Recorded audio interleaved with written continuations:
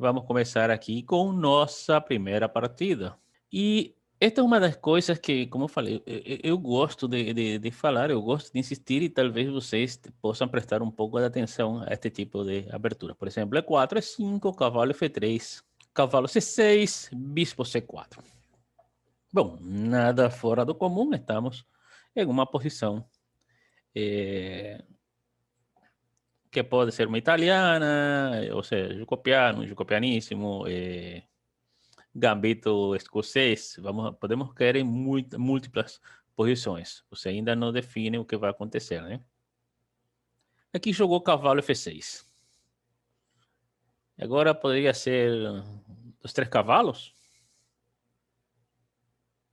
A abertura dos 3 cavalos.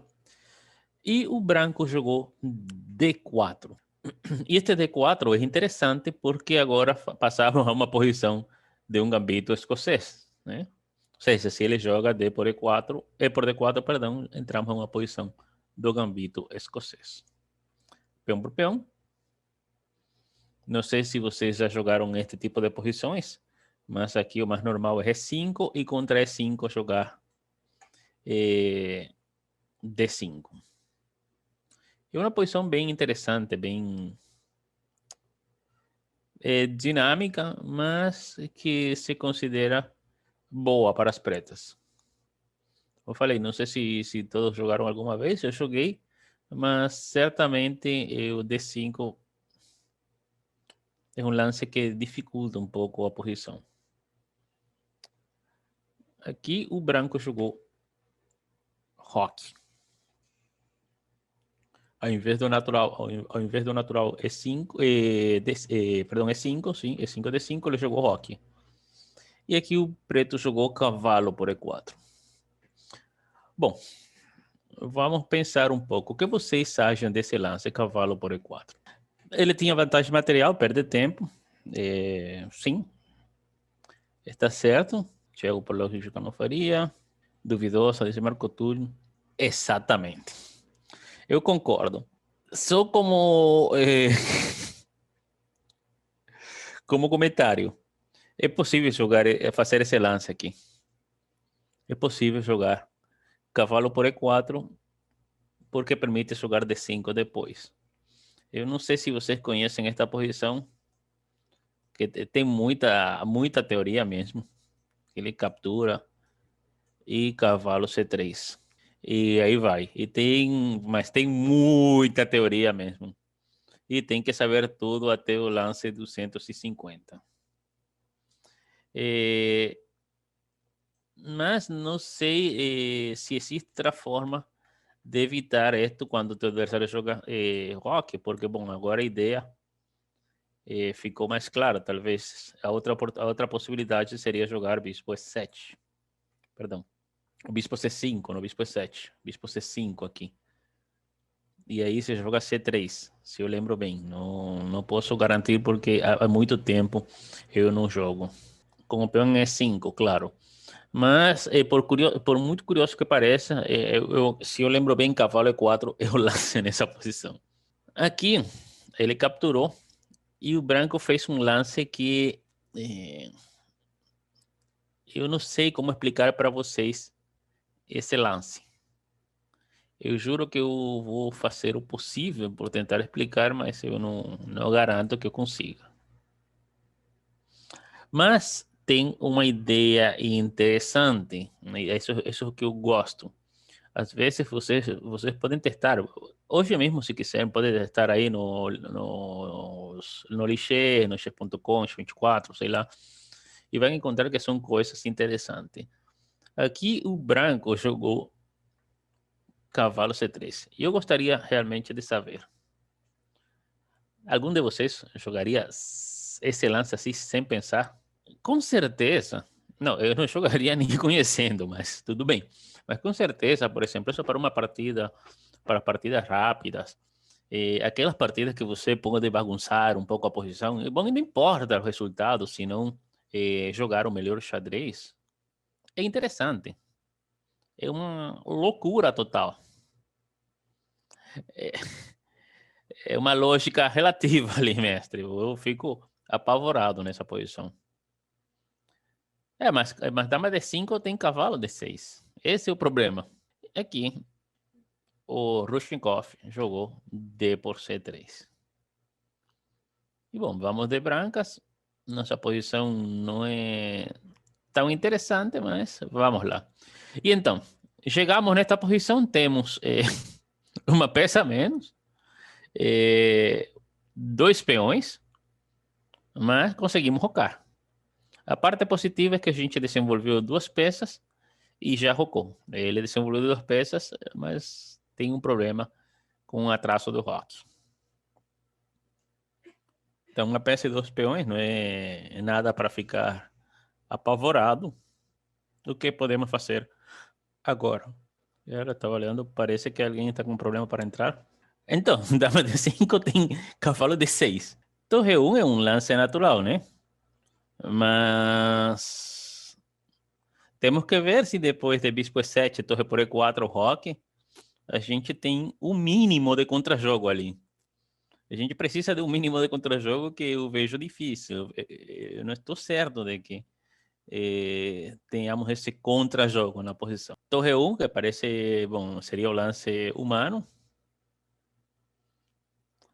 E aqui Sokolov ficou muito empolgado e jogou bispo por F7. E hoje as partidas são assim, o xadrez moderno.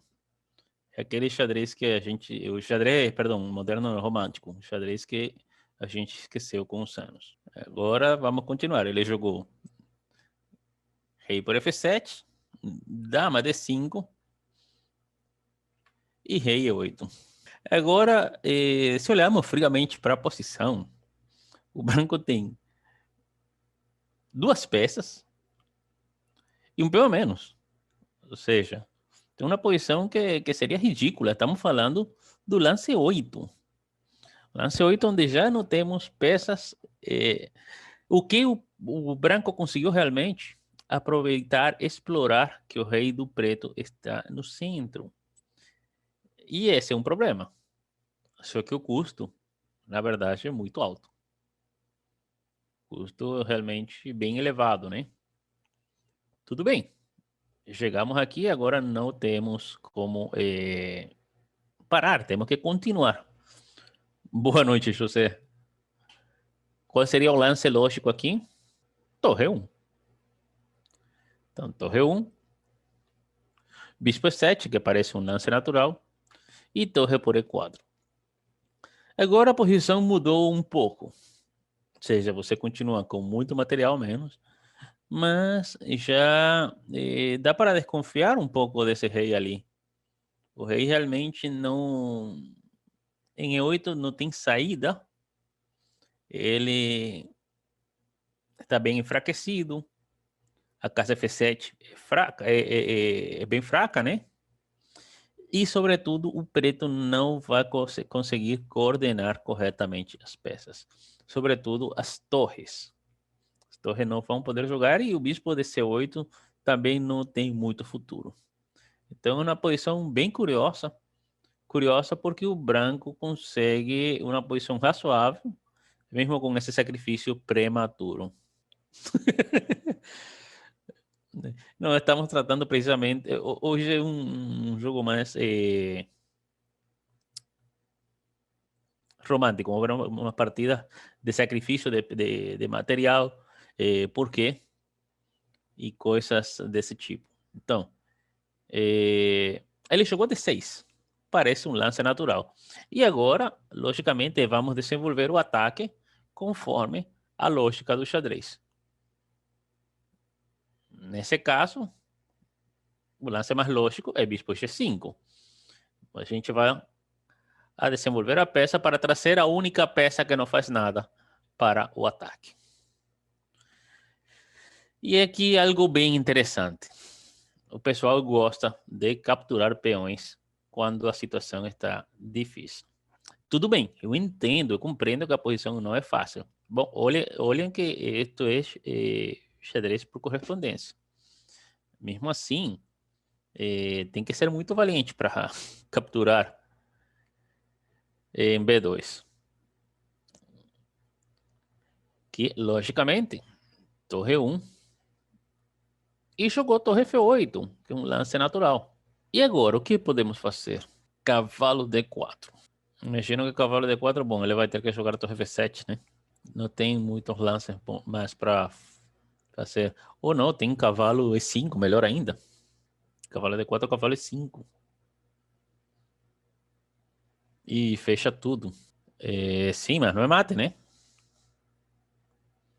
Dama por C6, B por C6, torre por E7, dama por E7, torre por E7 é rei D8. E no máximo tem perpétua, né? Então é interessante porque mesmo que a posição esteja ganha, mesmo que a posição esteja ganha, não é tão fácil. Ainda tem que lutar, tem que ganhar essa posição. Não, mestre, sem problemas. Tem tablas, você consegue empatar, mas a ideia aqui já não é empatar. A ideia é tentar ganhar. Então, temos alguma outra ideia? Como continuar o ataque? Dama B5, sim, aí tem que jogar rei F7, né? Tentar fugir ali. Não tem outro lance. É feio, mas fazer o quê? O bispo D7 não parece. Bom, bispo D7. Não, dama C6 por C6, torre 7, dama E7, dama E7, torre 7, rei D8. Torre F7, rei E8, torre C7 não é cheque, mestre. Ou seja, vamos aqui.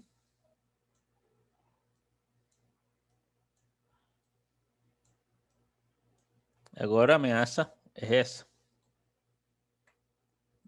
O único lance que tem é esse aí. Bom, repetir aqui para não perder. Bom, neste momento ele fez um lance que é muito forte, embora não pareça.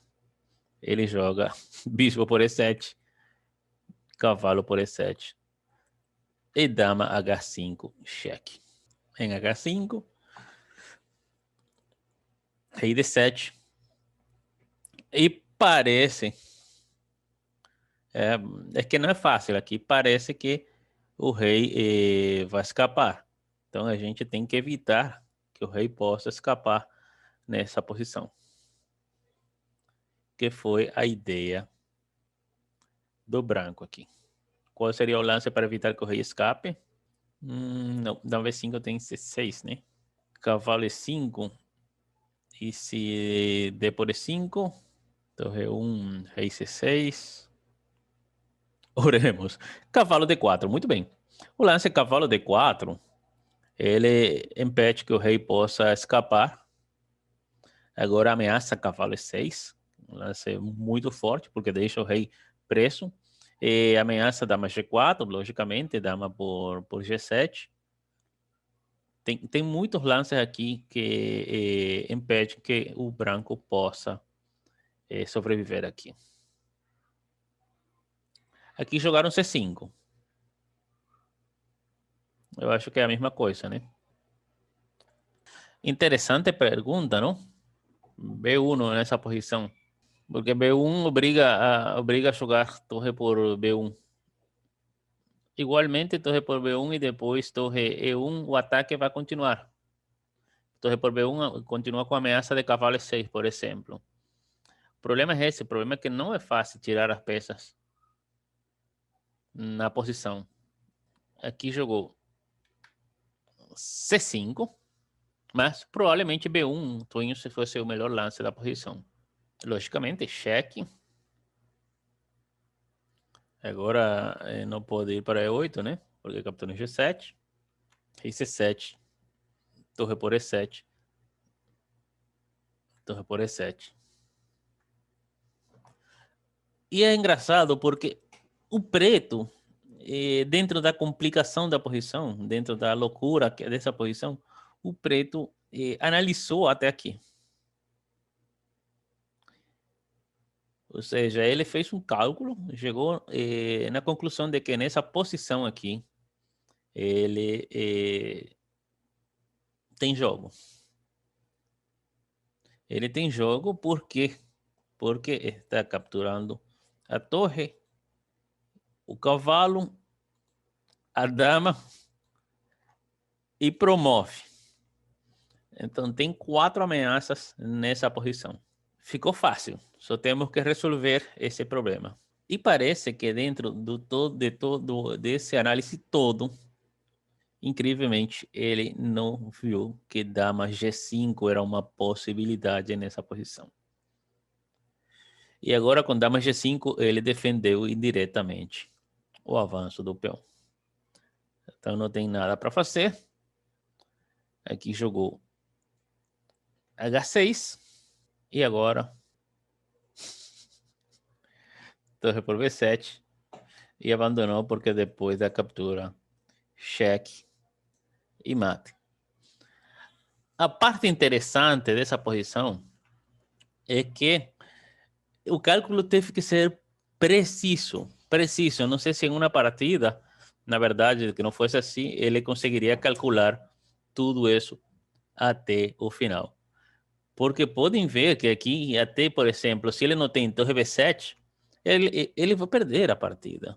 Então foi um cálculo bem elaborado, bem interessante. Foi como o último romântico, né? Mas essas partidas são interessantes. E o que eu quero mostrar com esto é que vocês também podem jogar partidas assim. Vocês devem jogar partidas assim. Parte do crescimento no xadrez vem justamente com jogar esse tipo de posições. Eu sei que nos torneios não é possível jogar assim. Pelo menos contra os jogadores mais fortes. Mas contra outro tipo de jogadores, vocês precisam jogar esse tipo de posições assim mais louca, mais bagunçada, para poder desenvolver a imaginação. A partida realmente é incrível. A partida foi fantástica, mas essa é a ideia, o objetivo. Não ataque sobre pressão, mas sim jogar mais solto, sabe? Com mais liberdade. Esse é o que eu me refiro, jogar com mais liberdade, jogar sem o medo de, bom, se eu sacrifico uma peça, depois eu vou ter que sofrer para ver se eu recupero a peça. Não, sem essa preocupação. Jogar e jogar pela iniciativa, jogar pelo dinamismo da posição. Isso é o que eu quero, o que eu recomendo para vocês. É por isso que, por exemplo, o xadrez online tem coisas interessantes, tem esse benefício que você pode jogar assim, sem pressão. Essa partida foi jogada entre Evgeny Sokolov e Rushnikov, em um campeonato da União Soviética por correspondência, em 1965. Ou seja, o cálculo deve ter sido bom porque na final do campeonato da União Soviética, da semifinal, perdão, do campeonato da União Soviética, imagino que alguma força tinham esses jogadores. Então vamos ver nossa seguinte partida. Então, gente, como eu falei, eu recomendo para vocês jogar assim, jogar um pouco para frente, sacrificar um pouco de peça. É uma ideia interessante, uma ideia que vale a pena muitas vezes. Nossa próxima partida foi uma partida jogada no campeonato mundial de menores de 21 anos do ano 1970 entre Jacobsen e Lubujevich. Ou seja, Lubujevich criança. Vamos ver a força dessa criança que para alguns tinha força de campeão mundial. Ou seja, um jogador extremamente forte, com força de campeão mundial. Em 65 está certo, não tem gene. É verdade, mas mesmo assim você tinha que calcular bastante. Tem muitas coisas na teoria, por exemplo, que desenvolveu Paulo Gajewski que não são refutadas, não. Então, isso tem a ver muito com o trabalho. Bom, primeiro lance de Jacobsen G3. Todos sabemos que é possível jogar, mas esto recomendo para jogadores um pouco mais avançados, de um nível superior. Já para nós, como quando a gente está trabalhando até certo nível, até 2300, alguma coisa, eu não recomendo jogar coisas assim. Eu recomendo um jogo mais aberto, mais lutado, com mais possibilidades de procurar um jogo dinâmico. Bom, E5, bispo G2, cavalo C6 e jogou E4. E agora, repentinamente, ele tenta transformar para uma espécie de vienesa, né? Se ele joga cavalo C3, vai transpor para uma vienesa.